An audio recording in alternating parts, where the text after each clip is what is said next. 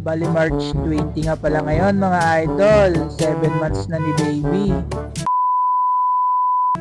At yan na nga mga idol, papunta na ako kay Yuna Asuna.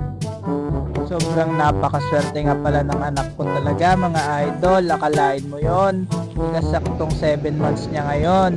Lucky 7. Kakasabi nga lang pala sa akin ni Facebook na starting earning na tayo dito sa page mga idol. At dahil mahirap nga lang tayo mga idol, kaya bisikleta lang talaga yung service natin. Salamat nga pala sa mga solid kamakworks dyan mga idol, na kung hindi dahil sa inyo, hindi natin maaabot to.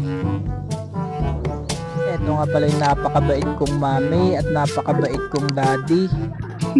At ito nga rin pala yung napakabait kong tita mga idol. At ito rin yung kanyang asawa. At nakaugalian na nga rin pala namin dito mga idol na dapat every month ang baby may handa. At ayan, nabusog na naman ng imong Kuya Mac ngayong araw na to. Kinulang nga pala mga idol, kaya nagsopas tayo. Nang iso na? Riela, Tikman mo tikman mo. Kainin mo na yun, sayang oh. Kainin mo na eh. Hindi pa tulog sa ating Mama Riela. Uy. at ang hilig na nga rin pala ng anak ko mga idol na dumapa ng sarili niya. Kaya hinahayaan na lang din namin mga idol para matuto siya. Ano? Huwag mo masyado patawanin.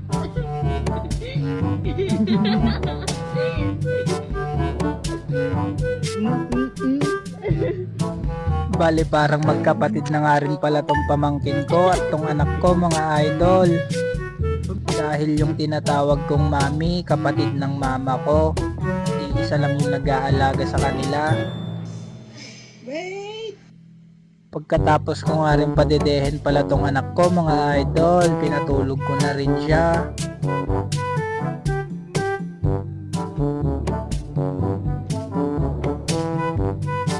Bali ang ginagawa ko nga pala mga idol, sinasayaw ko habang kinakamot ko yung likod niya para mabilis makatulog.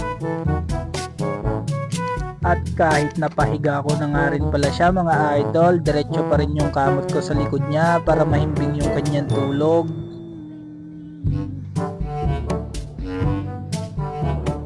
Sarap ng kain ni Mariela ah. At nung napatulog ko na nga pala siya, umuwi na rin ako ng bahay. Nagitarayak pwede barbecue mga idol. Maraming salamat nga pala sa patuloy niyong pagsuporta mga idol. God bless you all. Ingat kayo palagi and ride safe.